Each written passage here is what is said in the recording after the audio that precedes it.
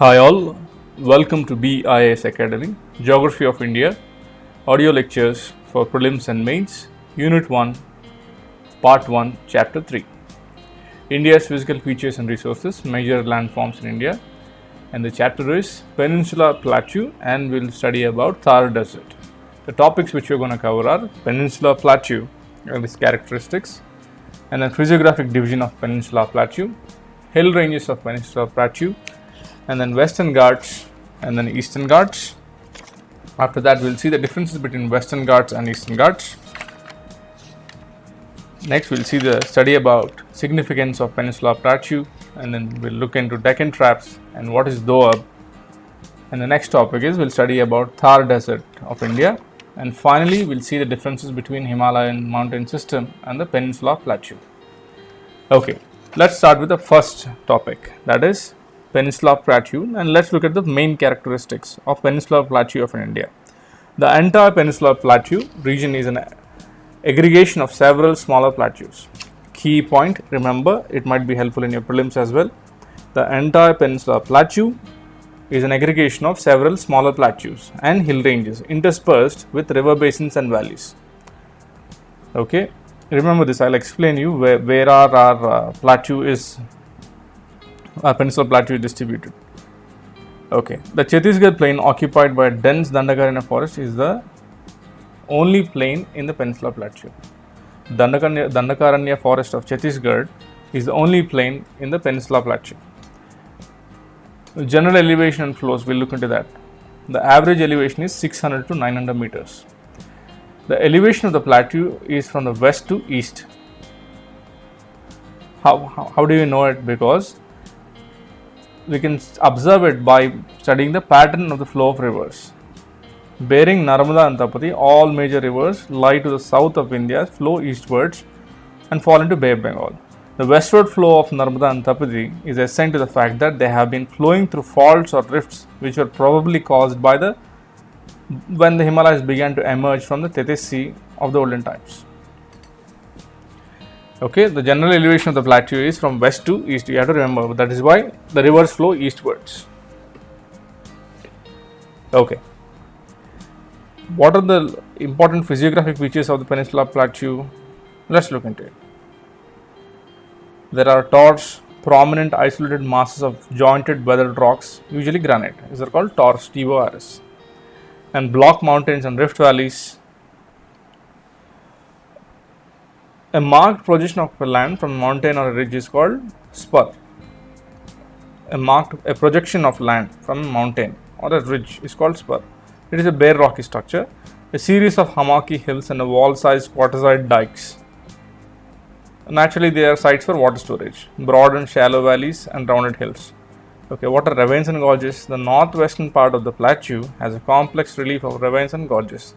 The ravines of Chambal, Bind, Morena are some of the following well-known examples. Okay, the first characteristic was we studied about the elevation of the Peninsula Plateau, and then second we have seen some of the important physiographic features like block mountains and rift valleys. Block mountains we have seen spurs, and then we have seen ravines and gorges like small valleys. Okay, the third important feature of the Peninsula Plateau is Deccan Traps. Okay, this is the most important feature of the Peninsula Plateau. It has black soil in the western area and northwestern part of the plateau, which is known as Deccan Trap. From the end of the Cretaceous period until the beginning of Eocene, numerous fissure-type eruptions took place. That is, volcanic eruptions took place in the northwestern part of Deccan Plateau. It is believed that the lava outpourings were more than the mass comprising the present-day Himalayas. So it was believed that it was bigger than the lava outpouring was bigger than the present-day Himalayas. It covers a major portion of Maharashtra Plateau and parts of Gujarat, northern Karnataka and Malwa Plateau. Some parts of Tamil Nadu, Andhra Pradesh, Uttar Pradesh, Jharkhand, they have some outliners of Deccan Traps. The main rock is basalt. Basalt is the main rock. The region has black cotton soils as a result of weathering of the lava material. And this soil is one of the finest examples of parent material controlled soils. The parent material is lava material, that is why it is a black cotton soil. The clay content is high. Okay, We have seen the main characteristics of the peninsular plateau. What is peninsular plateau? It is aggregation of smaller plateaus and hill ranges interspersed with river basins and river valleys. Okay, where is our Deccan plateau? Our plateau spread. It is spread in plateau region of Tamil Nadu, Andhra Pradesh, northwestern Maharashtra, central India, and then you have to the east you have Chota Nagpur, and then you have Garo, Khasi, Jaintia hills. Now in Meghalaya, this Garo, Khasi, Jaintia are also part of our Peninsular Plateau system. Remember that. Okay, let's look at the physiographic divisions of the Peninsular Plateau of India. It covers an area of 16 lakh square kilometers. How much? 16 lakh square kilometers. The peninsular uplands form the largest as well as the oldest physiographic division of India. Which one? The peninsular uplands. They form the largest as well as the oldest physiographic division of India. And what are the youngest physiographic division of India? Himalayas. Okay. Coming back to our topic, the fault in which the Narmada river flows divides the region into two unequal parts. The smaller one in the north being known as Central Highlands or Malwa Plateau. The other one extending to the south of Narmada is known as Deccan Plateau. To understand, the Narmada river divides the plateau. To the north it is called Malwa Plateau or Central Highlands, and to the south it is called Deccan Plateau. And in eastern part of the peninsula extends to northeastern plateau or the Meghalaya Plateau beyond the Rajmahal hills. Remember this, is very important. Okay, now let's look at the Central Highlands or Malwa Plateau. The northern segment of the peninsular plateau is known as Central Highlands. Location, where is it? North of Narmada river, yes. They are bounded to the west by Aravalis. Satpura ranges lie in the south. What is the elevation then? It is around 700,000 meters above the mean sea level, and it slopes towards the north and the northeastern directions. It slopes towards the Malwa Plateau or the Central Highlands slopes towards the north and the northeastern plateaus. Okay. What do these highlands consist of? These highlands consist of Marwar upland, Madhya Bharat Pathar, next third is Malwa Plateau, fourth is Bundelkhand Plateau, fifth is Baghelkhand Plateau, it contains sixth one is Chota Nagpur Plateau, all these things. So the Central Highlands has micro units. What is it? Marwar upland. It is to the east of Aravalis in Rajasthan. A rolling plain carved by Banas river. Okay. Okay, what are rolling plains? Rolling plains are not completely flat. There are slight rises and falls in the landform. That is rolling plain. So, slight bumps and flats. That is a rolling plain. Example is prairies of USA. Okay, this is how the Marwa upland looks. It is to the east of Aravalis in Rajasthan. Right? You have to remember that. Okay. Then under this highlands, what do you have next? We have Madhya Bharat Pathar. Where is it? It is to the east of Marwar upland. Marwar upland towards its east has, Madhya Bharat Pathar is to the east of Marwar upland. Next is Malwa Plateau. It lies in Madhya Pradesh between Aravali and Vindhyas. Where does it lie? In Madhya Pradesh between Aravali and Vindhyas. Which one? The Malwa Plateau. It is composed of extensive lava flow and is covered with black soils. Next one is Bundelkhand Plateau. It lies along the borders of UP and MP. Where does it lie? It lies at the borders of UP and MP. Because of the intensive erosion, semi-arid climate and undulating area, it is unfit for cultivation. So why is it unfit for cultivation? Because of intensive erosion. Which region? Bundelkhand Plateau of Central Highlands or Malwa Plateau. Okay. Next is Baghelkhand Plateau. It lies to the east of Maikal Range. Maikal Range is small hills. Okay. Next is Chota Nagpur Plateau. It in the northeast part of Peninsular Plateau. It includes Jharkhand, parts of Chhattisgarh and West Bengal. This plateau consists of series of steppe like subplateaus, locally called patlands or a high-level plateau. It is famous for Patland Plateau and known as Ruhr in India, RUHR, or Patland Plateau. What is Patland? PATLAND. It is a high-level plateau. which is in the form of series of steps. Subplateaus, again it has a subplateau above it, and again it has a subplateau. This is called patland, or in Indian language, in India it is called as Ruhr, R-U-H-R. Okay, Rajmahal Hills are northeastern projection of Chota Nagpur Plateau. Okay, it is mineral rich in plateau. The extension of Peninsular Plateau can be seen as far as Jaisalmer in the west, where it has been covered by longitudinal sand bridges and crescent-shaped sand dunes called barchans. The region has undergone metamorphic processes in the geological history, which can be corroborated by the presence of metamorphic rocks such as marble, slate, gneiss, etc. Most of the tributaries of the river Yamuna have their origin in Vindhyan and Kaimur ranges. Where does the tributaries of Yamuna originate? Mostly in Vindhya and Kaimur ranges. Banas is the only significant tributary of the river Chembal that originates from Aravalli in the west. Physiographic divisions of the Peninsular Plateau are Central Highlands and Deccan Plateau and the Northeastern Plate. So we have discussed till now about the first physiographic division of the Peninsular Plateau. What is it? Central Highlands or Malwa Plateau. Now let's go to the second one. Second one is Deccan Plateau. The Deccan Plateau lies to the south of Narmada River and is shaped as an inverted triangle. Okay, it is bordered by Western Ghats in the west, Eastern Ghats in the east, Satpura, Maikal Range and Mahadev Hills in the north. It is volcanic in origin, made up of horizontal layers of solidified lava forming trap structure with step-like appearance. How does it appear? It appears like steps.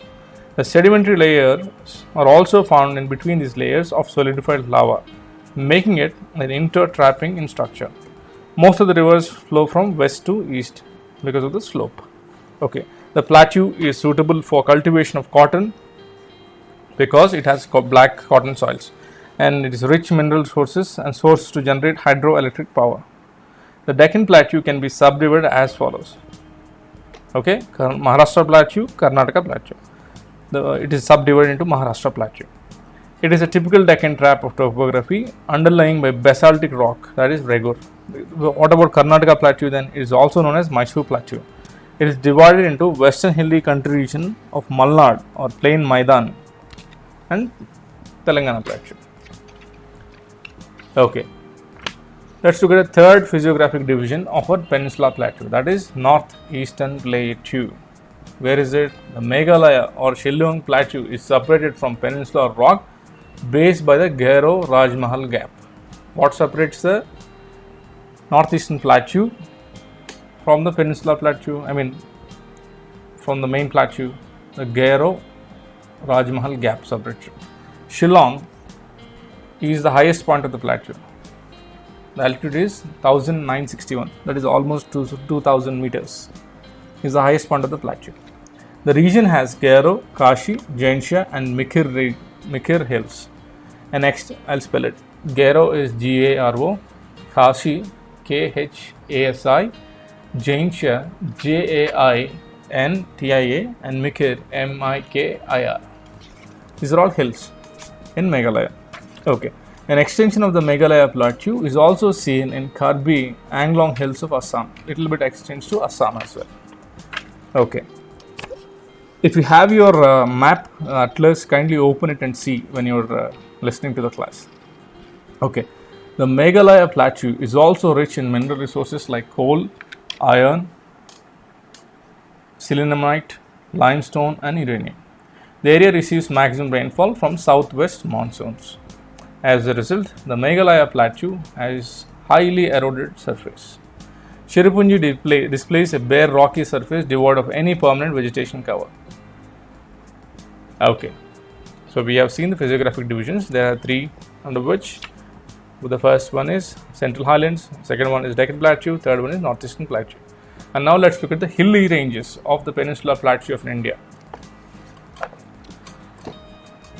Most of the hills in the peninsular region are of the relict type. That is, what is relict? Residual hills. Whatever hills are there in the peninsular region are residual hills. They are the remnants of the hills or the horst formed by many millions ago. What is horst? H-O-R-S-T. For example, due to some tectonic activity, if the land part of the crust comes up and the next block falls down, the block which has come up looks like a hill that is uplifted. That is horst, H-O-R-S-T. In the same way, the land might subside, the subsided block, that is called graben, Graben. The subsided block is called graben, the uplifted block is called horst.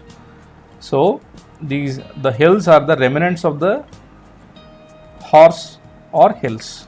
Okay. The plateaus of peninsular region are also separated from one another by these hilly ranges and various river valleys. Okay. What are the hill ranges? There is how many? 4.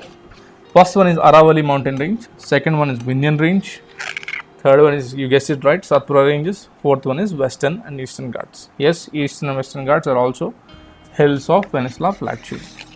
So there are 4 divisions. Okay, let's start with Aravalli mountain range. It is one of the oldest fold mountains of the world. Its general elevation is only 400 to 600 meters with a few hills well above 1000 meters. At present, it is seen as discontinuous ridge from Delhi to Ajmer and rising up to 1722 in Guru Shikhar peak of Mount Abu. It is known as Jarga near Udaipur and Delhi Ridge near Delhi. The Aravalli mountain range near Udaipur is called Jarga, Jarga, and in Delhi, what is it called? It's called Delhi Ridge, Ridge, Delhi Ridge. Dilwara Jain temple, the famous Jain temple, is situated on Mount Abu. Aravalli acted as a water divide between Luni and Banas river, and it is a source of 3 rivers such as Luni, Banas and Sabarmati. Our Aravalli mountain ranges, which are part of Peninsula Hills, is a source. It acts as a water divide between Luni and Banas, and it is also a source for 3 rivers. What are they? Luni, Banas and Sabarmati. LBS. Luni, Banas and Sabarmati. Okay. The second hills are Vindhyan hills. They rise as an escarpment running parallel to the Narmada Son Valley. What is the elevation? Very less, 300 to 650 meters. Okay. Most of them are made up of sedimentary rock of ancient ages. They act as watershed between Gangetic and Peninsular river systems. It has been dividing the Peninsular Plateau of India into 2 unequal halves, such as Central Highlands and Central Highlands and Deccan Plateau. Which one is dividing? Vindhyan ranges. Satpura range. The third one is Satpura ranges is a series of 7 mountains. That is why Satpura, 7 mountains. What are they? Maikal hills. Where are they? Chhattisgarh. Mahadev hills, Madhya Pradesh. Khalibat, Asirgarh, Maharashtra and Madhya Pradesh. Gabligarh hills, Maharashtra and Madhya Pradesh. Barwani, Arwani, which extends to Rajpal hills in eastern Gujarat. Okay, these are the 7 Satpura hills. What are they? Maikal hills, Mahadev hills, Kalibit, Asirgarh, Gabligarh hills, Barwani hills, Arwani hills. Okay. Satpura ranges run parallel between Narmada and Tapati, parallel to Maharashtra and MP border. Dhupgarh near Panchamari on Mahadev hills is the highest peak of Satpura range. Which one? Dhupgarh.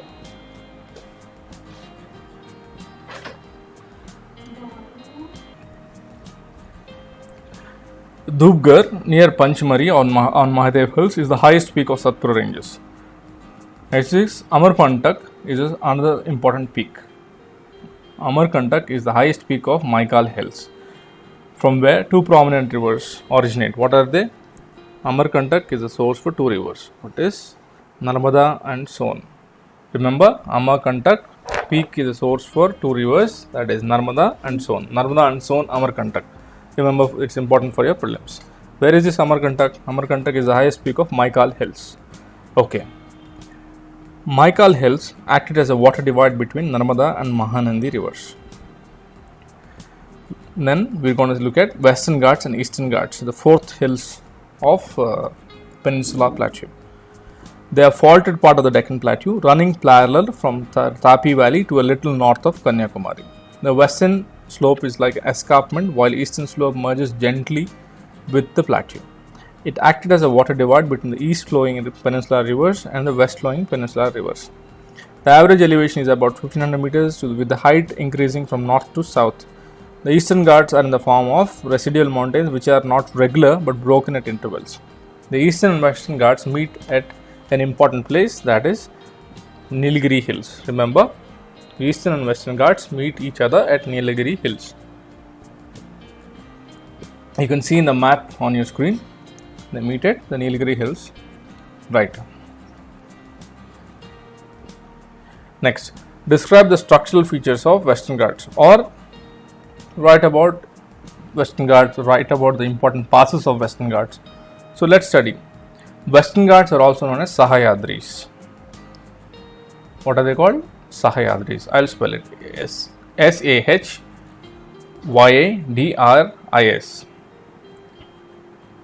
They form between the western edge of the Deccan tableland and Arabian Sea coast. They run from Tapi Valley to a little north of Kanyakumari from a distance of 1600 kilometers. Okay. Western Ghats are steep-sided, terraced, flat-topped hills presenting a steep topography facing the Arabian Sea coast. So, from the Arabian Sea coast, they look very steep, and they are steep, but they slope gently on eastern flank and hardly appear to be a mountain when viewed from a Deccan tableland. So, when you see from Bangalore or from any other city from the central side of the plateau, from an aerial view, it doesn't look like a slope. But when you see from the Arabian Sea, it looks like a steep-sided hill. Okay. The northern section of the Ghats from Tapi Valley to the little north of Goa is made of horizontal sheets of Deccan lavas. Okay. The average height of this section of the Ghats is 1200 meters above the mean sea level, but some peaks attain more height, such as Kala Subai, which is around 1646 meters. Next is Salher, which is around 1500 meters. Next is Mahabaleshwar, which is around 1400 meters height. And Harishchandragarh is around 1400 meters. The rest are averaging around 1200 meters. What are the important passes of Western Ghats? There are Tal Ghat, Bor Ghat, Pal Ghat, Shenkota Pass, all these things. Let's study about them. Okay, the important passes of Western Ghats. Tal Ghat, it provides a passage by road and rail between Nasik and Mumbai. Bor Ghat, it provides passage by road and rail between Pune and Mumbai. Tal Ghat provides passage between road and rail between Nasik and Mumbai, whereas Bor Ghat between Pune and Mumbai. Okay. Pal Ghat is a rift valley located in Tamil Nadu and Kerala. It is in the south. Pal Ghat is in south between Tamil Nadu and Kerala. This is a gap used by a number of roads and railway lines to connect the plains of Coimbatore to Palakkad. It is known for paddy. Palakkad is known for paddy cultivation. It is also called Granary of Kerala. It is through this gap the moisture-bearing clouds of the southwest monsoon can penetrate India. The fourth one is Shenkota Pass. Shenkota. Shenkota Pass. It connects Kollam with Madurai. Where is Madurai? Madurai. It's in Tamil Nadu. Kollam, Kerala. This Shenkota Pass connects Kollam with Madurai. The middle Sahyadri runs from 1600 degrees north latitude up to Nilgiri Hills. This area is covered with dense forests. The Nilgiri Hills, which join the Sahyadris near the tri-junction of Karnataka, Kerala, Tamil Nadu, the important tribes who are living in these hills are called, there are three types: Kotas, Kotas, Thodas, Todas, and then Badagas, Badagas. Kotas, Todas, Badagas are the three important tribes that live in Nilgiri Hills. The hill station of Nilgiri is the famous hill spot, that is Uti or Uddaka Mandalam. Doddabetta is the important peak. The southern part of the Western Ghats is separated from a main Sahyadri range by Pal Ghat. South of the Pal Ghat, the Western Ghats enter into Kerala as Annamalai Hills. South of the Pal Ghat, the Western Ghats, they are known as Annamalai Hills. They enter into Kerala as Annamalai Hills. Annamalai Hills. Okay. Annamudi, Animudi, is the highest peak of Annamalai Hills. Malai in Tamil means hill. It is the highest mountain peak in Peninsula Plateau. Which is the highest mountain peak in Peninsula Plateau? Animudi. Animudi. Okay, good. What is the height of Annamalai Hills? Average is around 1800 to 2000 meters in the north. Okay. To the south, extreme south, there are Cardamom Hills or Elamalai Hills to the south. It is the southernmost range of India. The range is extending to Kerala. The southernmost hill ranges of India are Cardamom Hills. You have to remember that. Okay. Now let's discuss about Eastern Ghats, the features of Eastern Ghats. We will study the important mountain peaks as well. Eastern Ghats run almost parallel to east coast of India between Deccan Plateau and the Bay of Bengal coast. They leaving broad plains between the base and the coast. It's a chain of highly broken and detached hills starting from Chotanagpur Plateau to the north to the Vaigai in Tamil Nadu. They almost disappear between Godavari and Krishna. So between Godavari and Krishna, they almost disappear. Okay, they neither have the structural unity nor physiographic continuity. Therefore, these hilly groups are generally treated as independent units. It is only in the northern part between the Mahanandi and the Godavari the Eastern Ghats exhibit true mountainous character. This part comprises of Malia and Madugulakonda ranges. Important mountain peaks of Eastern Ghats: Jindaghada Peak in Araku Valley of Visakhapatnam district, Armakonda in Araku Valley, Visakhapatnam district, Galikonda in Araku Valley, Mahendragiri, which is in Ganjam district in Odisha. In Vishaka district, the Eastern Ghats extending along with the sea coast, where it is called Yarada Hills, Y-A-R-A-D, Yarada Hills. The summit of this hill included into the sea at Vishaka coast. The summit of this hill included into the sea at Vishaka coast. That part is called Dolphin Nose. Okay. Due to this landform, there is deepest natural seaport in the country. It is known as Vishaka Port. The Vishaka Port is the deepest natural seaport of the country. Okay.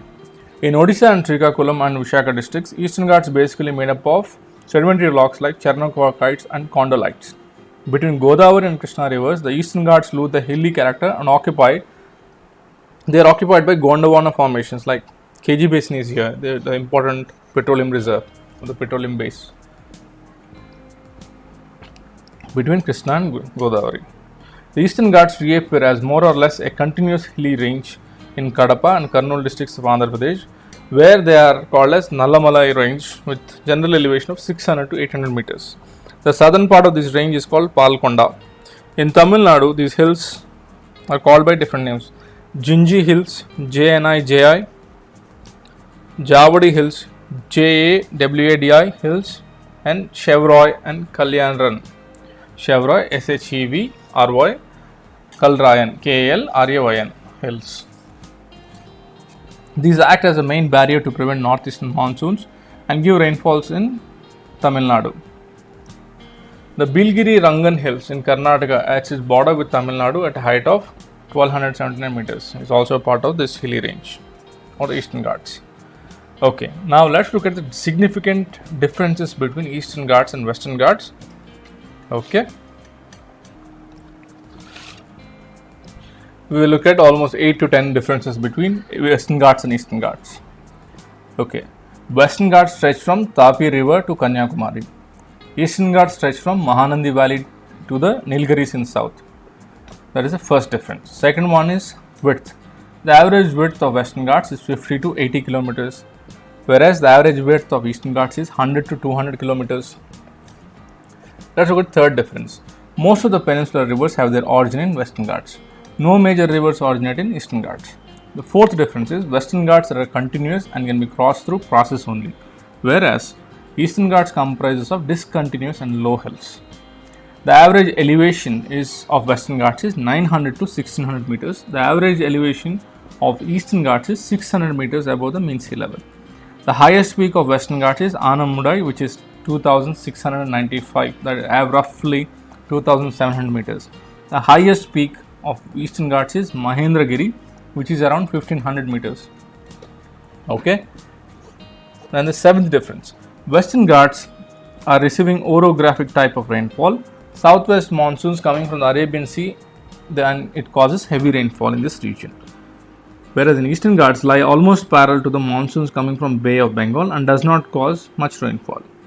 The eighth difference is Western Ghats are locally known by different names such as Sahyadris in Maharashtra, Nilgiris in Karnataka and Tamil Nadu, Anamalai Hills and Cardamom Hills in Kerala. Eastern Ghats are known by different names, that is Malaya and Madugula Konda ranges in Odisha and AP, Nalamalai and Palakonda ranges in AP. Southwards, they are present in detached low hills as Javadi, Chevroy, Panchamalai, Sirumalai, Varushandi Hills, and Kalrayan Hills. Yeah.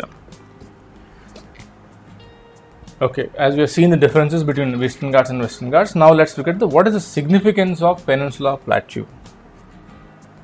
The different, almost we'll look at 10 points. We'll speak about geological richness, rich in mineral resources, agriculture, forest products, hydropower, tourism, flora and fauna, historical and religious significance, and finally we'll see the cultural influence of Peninsula Plateau. Let's start with the first one, that is geological richness. Peninsula Plateau is a region of great geological stability and has remarkably been immune from seismic disturbances of any intensity. So they are not subject to earthquakes of any greater intensity. The second one is they are rich in mineral sources. The Peninsula region of India is rich in both metallic and non-metallic minerals. About 98% of Gondwana coal deposits are found in the Peninsula region. How much percent? 98% of the Gondwana coal deposits of India are found in Peninsula region. Okay. In agriculture, black soil found in substantial part of the peninsula is conducive for cultivation of cotton, maize, citrus fruits and other fruits. Some areas are also suitable for cultivation of tea, coffee, groundnut. So that is why we have said it has black cotton soils. So the Peninsula Plateau is conducive for cultivation of cotton, maize, citrus fruits. In some places, tea, coffee, groundnut as well. Okay. Apart from coming to forest products, apart from teak, salwood and other forest products, the forests of Western and Eastern Ghats are rich in medicinal plants and are home to many wildlife animals. And Peninsula Plateau has many rivers which have waterfalls. They always help in generation of hydroelectric power. And the sixth significant point of Peninsula Plateau is there are numerous hill stations and hilly resorts like Ooty, Mahabaleshwar, etc. They are source of tourism. Peninsula Plateau is a source of rich fauna. The Western Ghats are among the finest faunal tracts of India. 3 mammals are exclusive to southern reaches of these Ghats. Example are Nilgiri Thar or Nilgiri ibex. Favors more precipitous hilltops and of the ranges of Kerala, Tamil Nadu. And then next is line-tailed macaw of the Nilgiri hills. And we find different species of reptiles and amphibians and different butterflies as well, which are endemic to this place. Eighth significant point of the Peninsula Plateau, historical and religious significance. Mahabaleshwar has important shrines. Nasik signifies the religious significance of Sahyadris. Tamil Nadu abounds a large number of Hindu temples. Mahabaleshwar like Mathiran, Panchagani, Panhala, Ooty, Panchamari are all important hilly resorts. Next is cultural influence of Peninsula Plateau. The Vindhyas and Satpuras together constitute a main dividing line between North and South India. They have acted as cultural barrier against the spread of Aryans from the north and the Dravidians from the south. It is one of the second largest ecological hotspot of India. It is a habitat for so many number of primitive tribes known as Todas, Badagas, Kotas, Irulas, Pulians. Right? Okay. These are the significance of the Peninsula Plateau. Let's recap. Geological richness, we have spoken about rich in mineral resources. Black cotton soils helps in production of cotton, maize, citrus fruits. Source of medicinal plants and forests. Source of hydropower because they have waterfalls. The rivers have waterfalls, and there is hilly resorts like Ooty, Mahabaleshwar, rich in fauna, and exclusive species are there in the south. In the southern part of the Peninsula Plateau, that is Nilgiri Thar and the line-tailed macaw, and the religious significant places. And then it has had as a cultural divide between the North Aryans and the South Dravidians. And it's habitat for so many primitive tribes as Todas, Badagas, Kotas, Irulas, Pulians. Okay. Next we'll look at what are Deccan traps. You might get a question, write short note on Deccan traps, or it might get a question in your prelims. One of the most important features of the Peninsula Plateau is the black soil area in the western and northwestern parts of the plateau. This area is also known as Deccan Trap. Where is it? Western and northwestern part of the plateau. From the end of Cretaceous until the beginning of Eocene, number of fissure type of eruptions took place. Where in the northwestern part, these eruptions took place in the northwestern part of the Deccan Plateau. It is believed that the lava outpourings were more than the mass comprising the present-day Himalayas. It covers major portion of Maharashtra Plateau, parts of Gujarat, northern Karnataka, Malwa Plateau, some parts of Tamil Nadu, Andhra Pradesh, UP, Jharkhand. States like UP, Andhra Pradesh, Tamil Nadu and Jharkhand have outliners of Deccan Trap. The main rock is basalt. The region has black cotton soil and as a result of wearing of this lava material, this soil is the finest example of parent controlled soils. And then now let's look at Doab. Doab, how do you spell it? D-O-A-B. It is you're right, it's a floodplain formed in between two parallel flowing rivers in a similar direction. Doab separates two rivers, but a uniform character of this whole area is, it is separated by two rivers. That is the main uniform character. 5 Doabs in Punjab maintain a physical unity of Punjab and Haryana plains. Not only Punjab and Haryana plains, we have Raichur Doab, where we have this historical in history. A lot of wars took place, and this area was ruled by Vijayanagara Empire. That is Raichur Doab. In Punjab, as we all know, in Punjab and Haryana, we have 5 different Doabs. That is Bis Jalandhar Doab. Second is Bari Doab, third is Rachna Doab, fourth is Chaj Doab, fifth is Sindh Sagar Doab. What is Doab? Doab is a floodplain formed between two parallel flowing rivers in a similar direction. A plain between two rivers, the rivers flow in the same direction. That's it. Okay. Now let's look at the geological history and characteristics of Thar Desert, which is an important physiological feature of India. Where is it located? It's located to the northwest of Aravallis. Thar Desert covers western Rajasthan and extends to the adjacent parts of Pakistan as well. Let's look at the geological history of Thar Desert. Most of the arid plain was under the sea from Permo-Carboniferous period, and later it was uplifted during Pleistocene age. This can be corroborated by the evidence available at Wood Fossil Park at Akal and marine deposits at Bramsar near Jaisalmer. There are a lot of marine deposits were being found there near Jaisalmer. The approximate age of these wood fossils is estimated to be around 180 million years. The presence of dry bed of rivers like Saraswati indicates that the region was once fertile. Geologically, the desert area is a part of Peninsula Plateau, but on the surface it looks like a aggradational plain. So geologically, Thar Desert is a part of Peninsula Plateau. What are the chief characteristics of this Thar Desert? The desert proper, that is the western part, is called Marustali. What is Marustali? It's a dead land. As this region has an arid climate with low vegetation cover, in general, the eastern part of Marustali is rocky, while the western part is covered by shifting sand dunes. The eastern part of the Great Desert is known as Rajasthan Bhagar. B-A-G-A-R. Eastern part of the Great Desert is known as Rajasthan Bhagar. It refers to semi-desert area which is west of Aravallis. Bhagar has a thin layer of sand. It is drained by Luni in the south, whereas in the north section has a number of salt lakes. The Rajasthan Bhagar, where is it? Eastern part of the Great Desert is Rajasthan Bhagar. Rajasthan Bhagar region has number of short seasonal streams which originate from Aravallis. These streams support agriculture and in some fertile patches called Rohi. Even the most important river Luni is a seasonal stream. Luni is not perennial, it is a seasonal stream.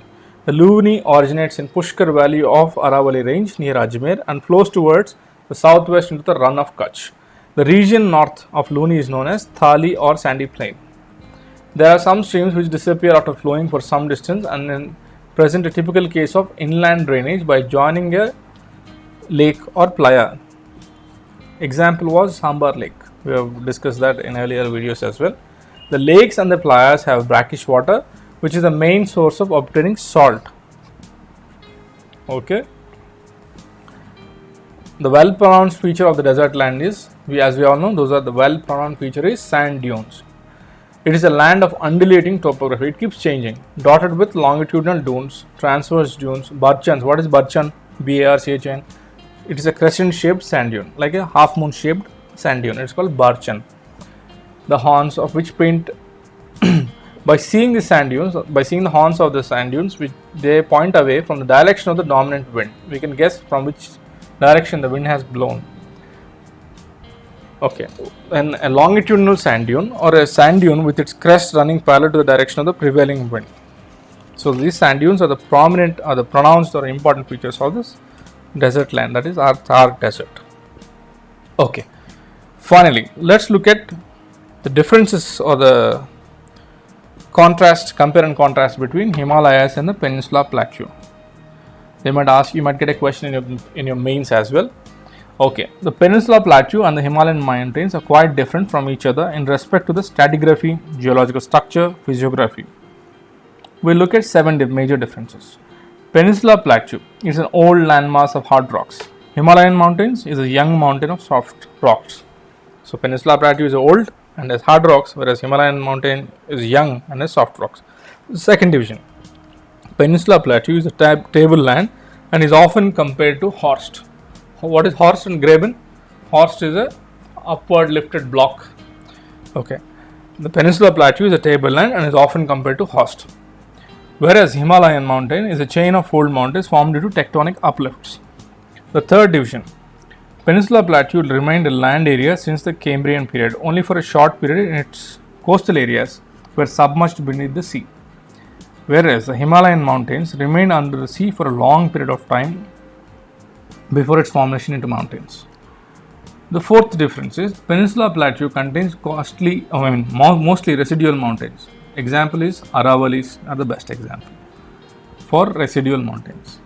Whereas the Himalayas is young, weak and flexible and have suffered from folding and deformation. Right.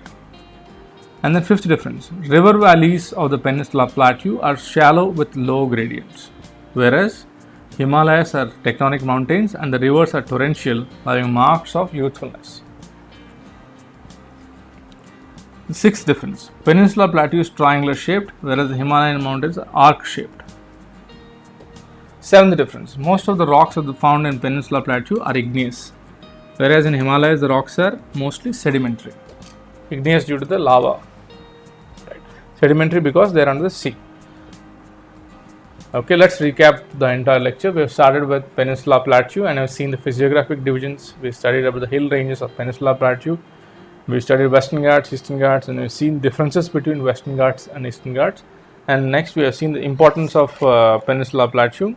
We have seen importance in agriculture, in forests, production of hydropower, tourism, so rich source of flora and fauna, and influence on culture. And then we have seen what is a Deccan Trap and a Doab. And finally we have discussed about Thar desert. And lastly we discussed about the 7 differences between Himalayas and the plateau. Okay, if you have any queries and doubts or need any help, you can mail us to biasacademy@gmail.com. Thank you for listening. Have a great day.